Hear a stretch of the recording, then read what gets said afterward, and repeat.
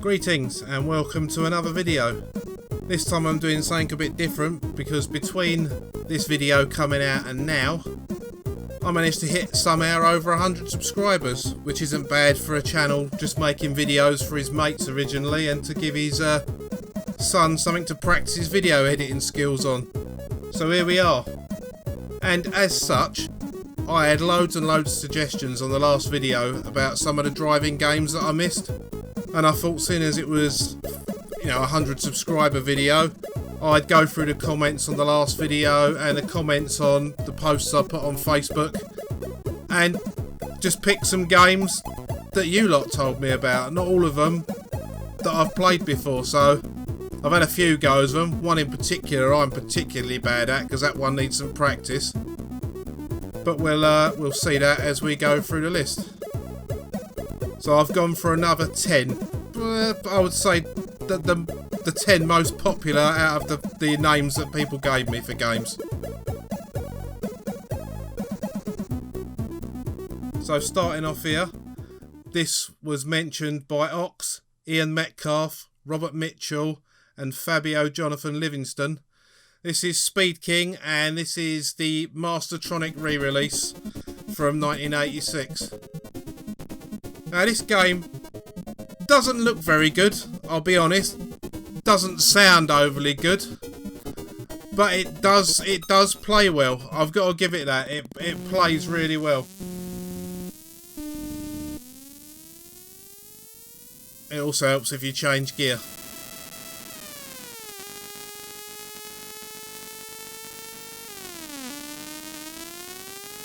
Now once you get the speed up on this one rips along quite nicely.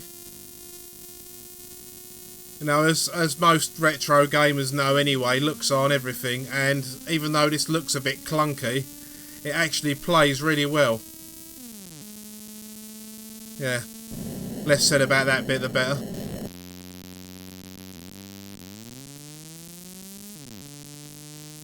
The less said about the breast-shaped mountains and hills in the background is probably better as well. But all in all, a very, very playable game.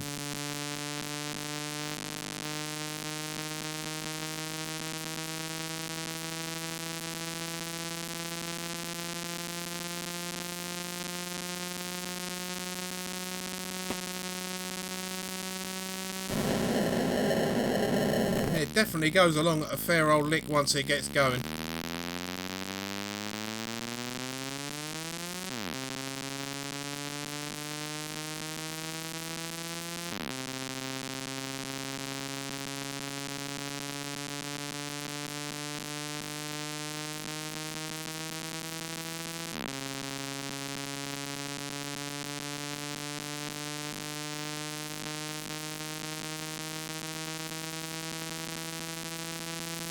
Yeah, that is pretty quick for what ended up as a budget game. This isn't too bad at all.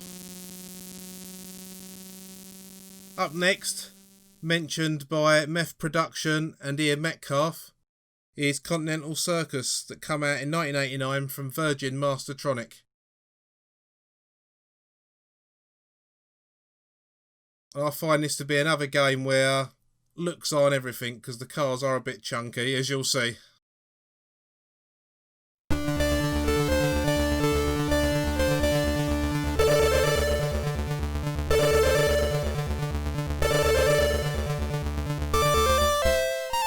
Thing to remember about a lot of these games is they were programmed with a CRT screen in mind, so obviously that would have smoothed out some of the rough edges.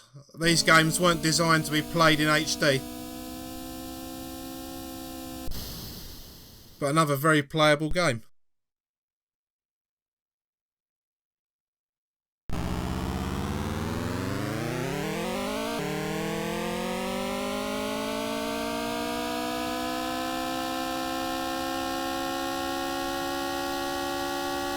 One of the things that stands out about this game is the really tight responsive controls.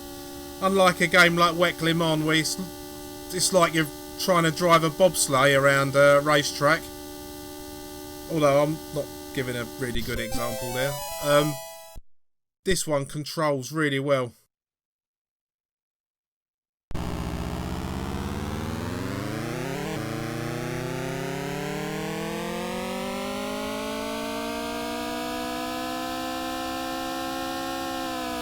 See, I've learned how to slow down.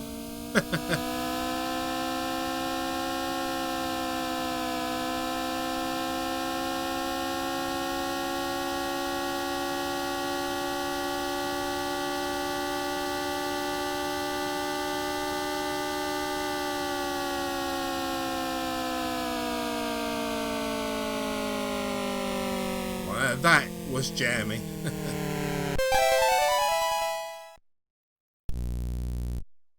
Next up, one of the longest names of a game, I don't know about in history, but certainly in this list. And this is the Great American Cross Country Road Race, and this is another one that was mentioned by Ian Metcalf in the comments on the last video. I hadn't really played this one before. I know about it, I've seen it.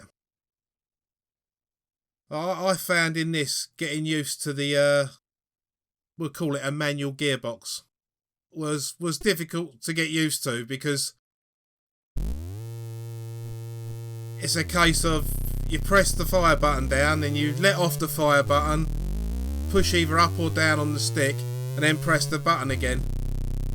And I also found it really hard to stop for refueling in this as well, because you've got to get really close to them.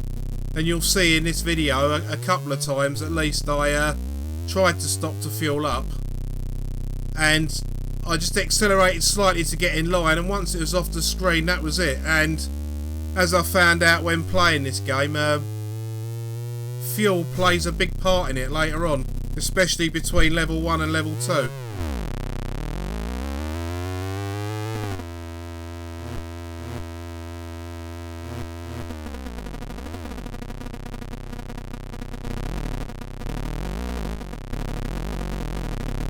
There it is, and no, that's it, I've missed it.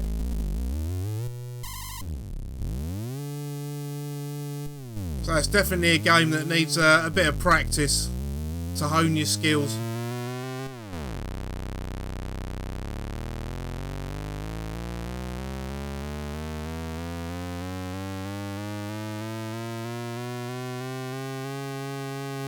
Not sure a motorbike could ride off into the sunset being walloped like that behind by a car.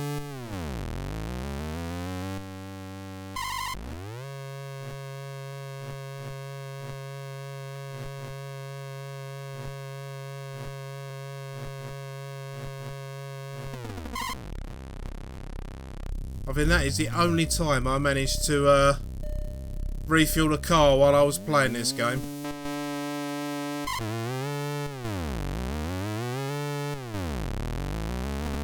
But it's great, I really enjoyed it. Even though I hadn't quite got used to the mechanic, I do like the way that goes. Anyway, next up we've got Electro, which originally came out by English Software and was re-released by Mastertronic. And I'm looking at the Mastertronic release now because I like the weird title page.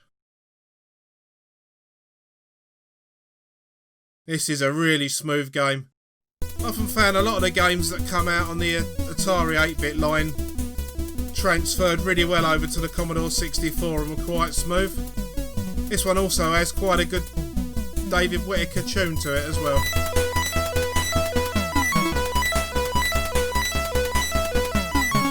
So you get to set the sensitivity of your steering. For me, I find the middle one kind of the best. And off we go on the Great Britain track. I mean, that is really smooth. You know, anyone that says that the 64 can't do smooth racing games, well, let's be honest, they're talking out their arse. Only downside to this game is avoiding balls and whatever the bloody hell they are. They're not so bad, the pillars to get round.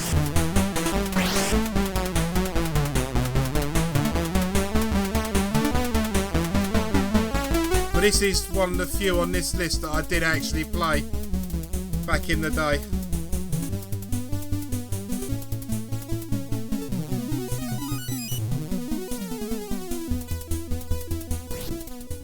you've touched the sides in this, that's it, you've stopped.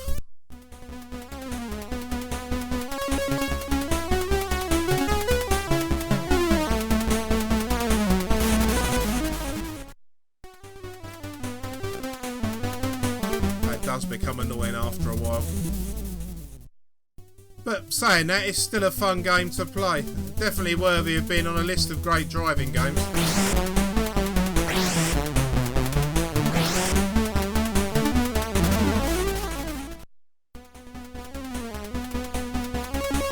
Good use of colour in this game as well.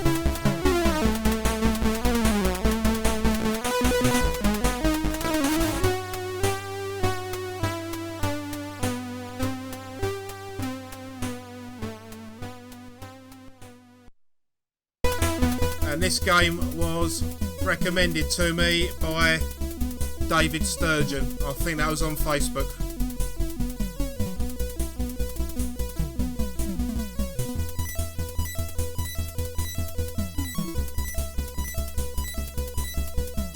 Up next we've got probably, in fact not probably, actually the most mentioned game.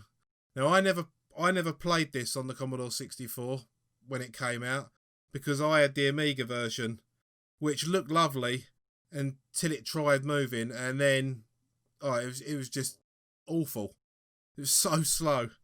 But anyway, this one was mentioned by Meth Production, Spectrum User, Infanta, Ian Metcalf, Andy, Cole Burnett, Graham Tomlinson and Patrick Thomas.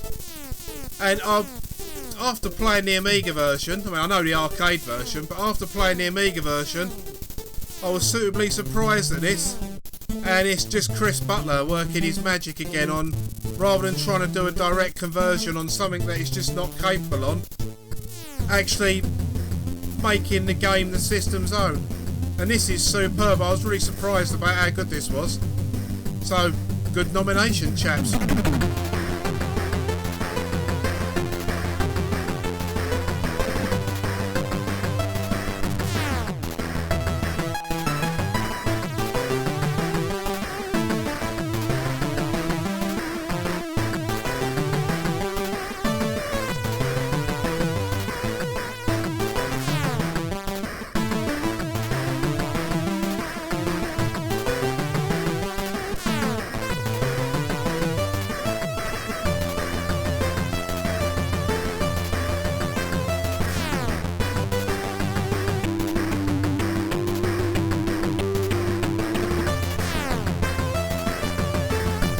Is the only annoying thing I found about on this game, this and the arcade version, is that mad spin round when you crash into something.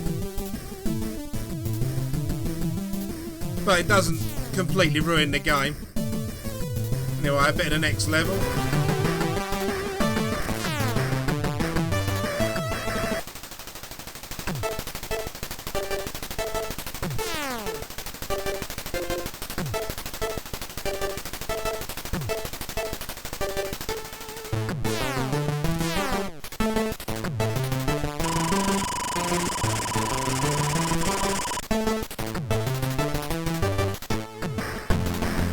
Yeah, it looks like I've decided to give up driving and take up breakdancing on this level.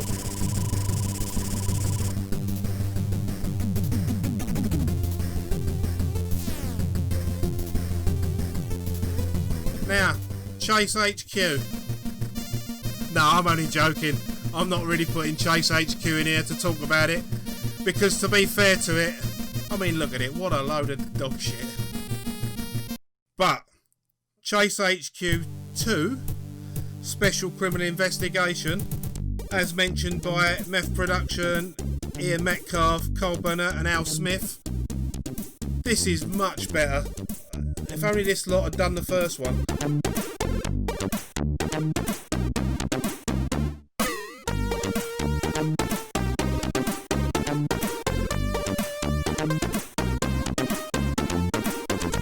So it's pretty much more of the same as Chase HQ. Get given a mission, chase after them. And you've got turbo boosts, you can shoot a gun out the window of a car. But look how much smoother and nicer this is than the tripe you saw a minute ago.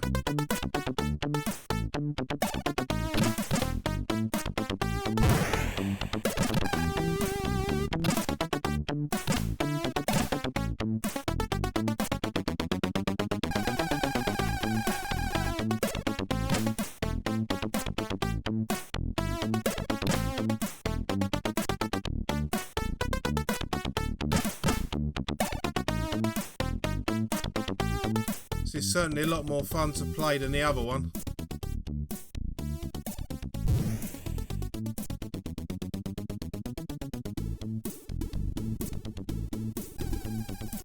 Now I think I got a bit confused here because I thought I was chasing after a Porsche and then I've got motorbikes lobbing grenades at me.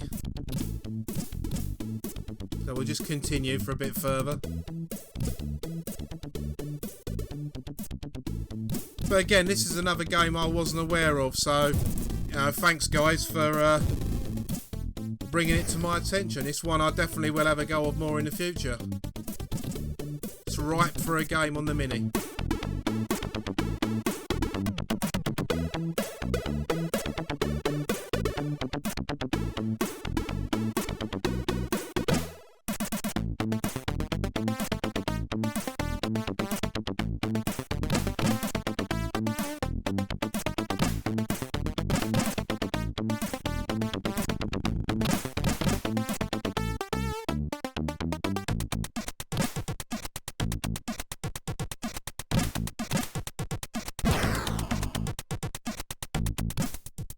Vast improvement over the first one, that's for sure.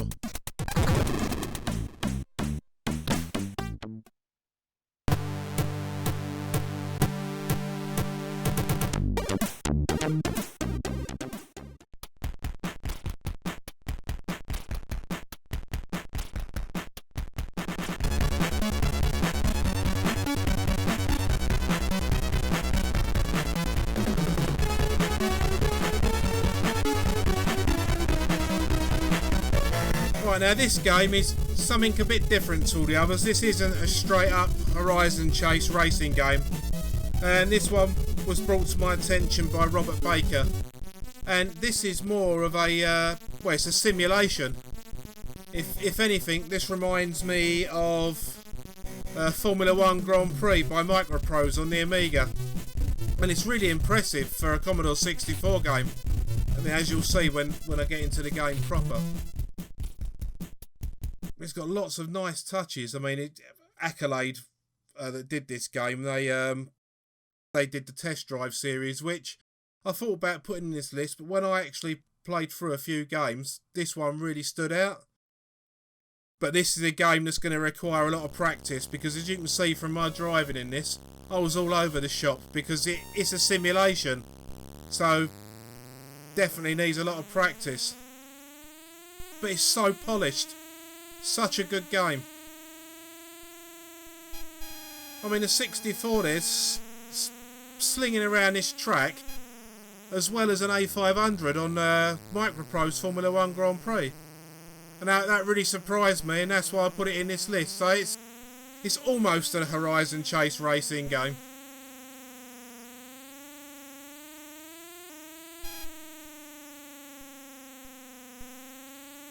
I was also shocked as well, when you finish the qualifying and you actually start a race, that it still moves about as smoothly as this.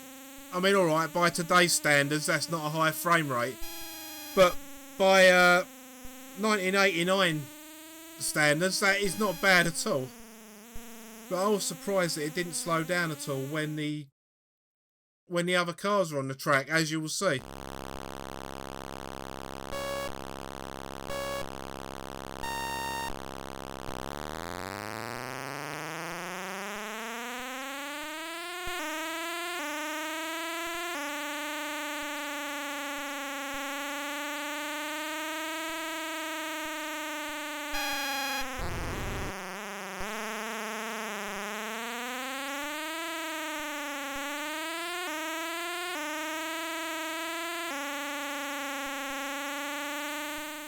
They're not outrageously chunky either, the other cars. I think they look pretty good. This way, if you're a fan of Formula 1 Grand Prix, as it was, not the bore fest it's become now, then this is definitely one to try out if you haven't. So I really appreciate the fact that this is one that was brought to my attention. I just need to learn how to drive properly.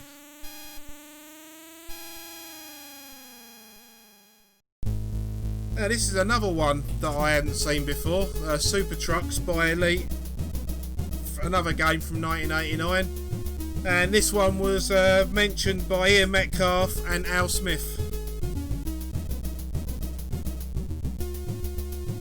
And in this one you are basically driving lorries. Are they called Super Trucks in the sport? I don't know, it's not a sport I've ever seen, but this game's quite good fun.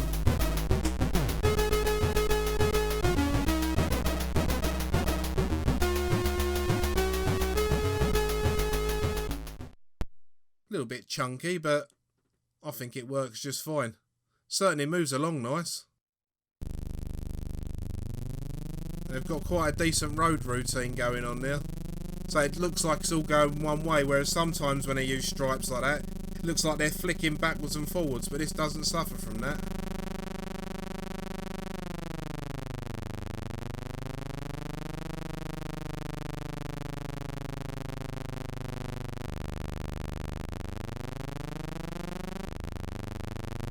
The only thing I will say about this game that, well, it's not a negative, just an observation, is I have never in real life, and I have been in lorries, I used to be a driver's mate, I have never seen a lorry that will get stopped in its tracks by a traffic cone. But I find that more amusing than anything else. They must have some heavy ballast in the bottom of them.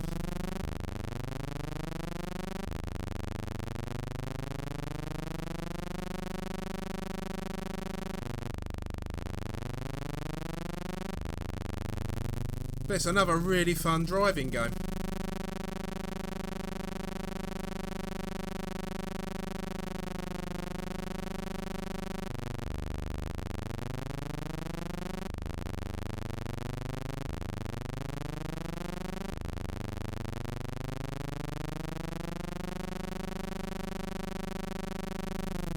Yeah, I really like that.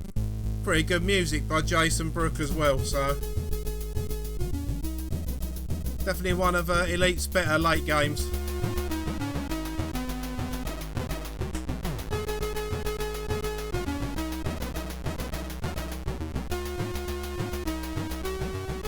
Well, I don't think this game really needs an introduction if you are aware of the game on the Amiga.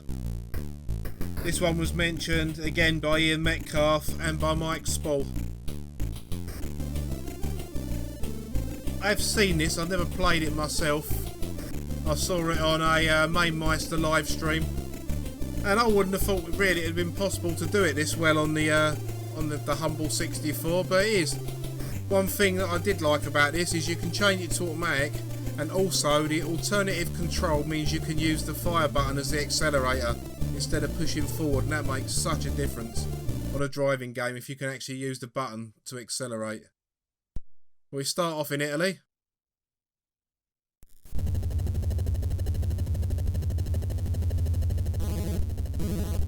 I left the sound effects on because I think they've really got a good engine sound going on. The more games that avoid sounding like a vacuum cleaner, the better for me. I said that last time in the video, but this one really does sound nice.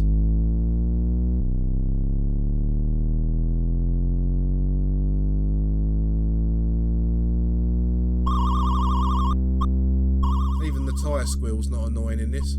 But you consider the amount of sprite and big sprites they've got on the road here with all the cars. I think this moves along really smoothly, and it's a really fast game to play. You know, once you get up to top speed, you really do notice it. Not crashing into other cars would assist the ascent to top speed, but then we go on to Mexico, because obviously I have to put at least one brown level in, or David Retro Games played badly, he's got nothing to point and laugh at.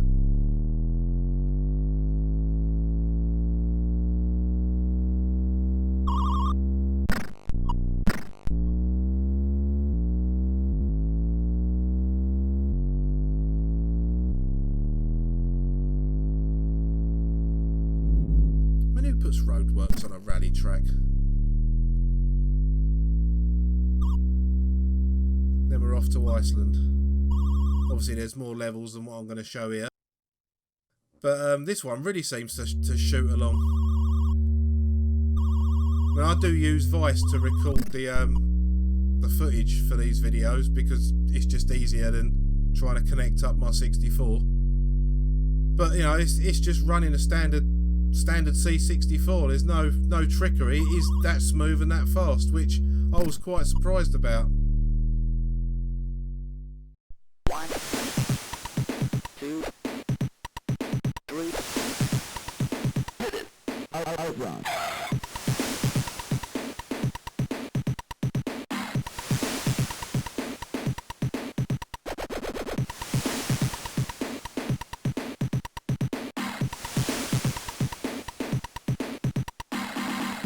And another one that got lots of mentions was Turbo Outrun, which was from US Golden Sega in 1989, which has got my mate Jaron doing the music on again, and what a cracking soundtrack.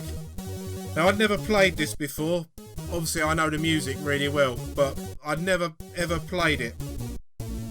So this one was noted as being great by Graham Tomlinson, Al Smith, Myth Production, Ian Metcalf, Andy and Cole Burnett, and yeah, they were right. This is a good one to play.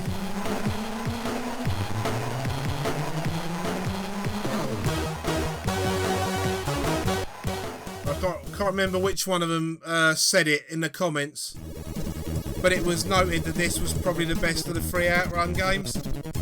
Well, I quite like the first one, or the American version of it. But yeah, this is pretty good. I'd say that all 3 were on a par with each other, just that the first Outrun on the Commodore 64 is a bit ugly to look at. It doesn't detract from playing it though, of course. But this is really, really nice. No slowdown with all the different scenery. The background image, the city, looks quite nice, moves quite smoothly. It's another game where you've got a turbo boost, hence the name. Another thing that surprised me was weather effects. I wasn't expecting that at all. And it's still moving really smoothly at the same time.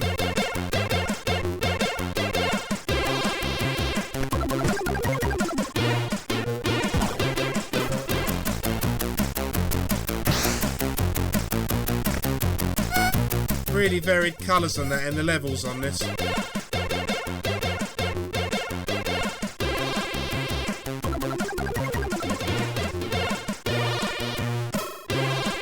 Another really smooth driving experience. Is it arcade quality? No. Is it good fun to play? Yes. I would recommend this to everybody.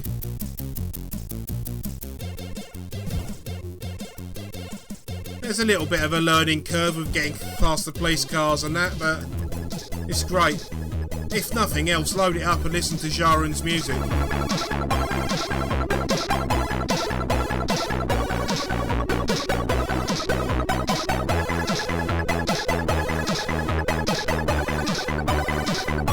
So there we go, there's another 10. Well, alright, we had to have a quick look at Chase HQ, but you know, you've got to take the rough with the smooth. But that's a look at another 10 great games, and hopefully that's readjust the balance with people for all the ones I missed out on the last video. So I just want to take the time to say thank you to everyone that subscribed to the channel. Getting over 100, it wasn't something I was even thinking about. You know, I was just making videos for my mates. You know, I don't care about likes and dislikes and thumbs up and thumbs down and stuff like that. What's important to me on this channel, as the subscribers grow, is that people take the time to comment, because it's great to have banter and a bit of chatter in the comments. If it weren't for the comments, then I wouldn't have made this second video, because I wouldn't have had a list of other games to play. So that's fantastic. So thank you all so much for subscribing. I'm going to leave you a little bit more Jaron Tell, and I will catch you in the next video. Laters.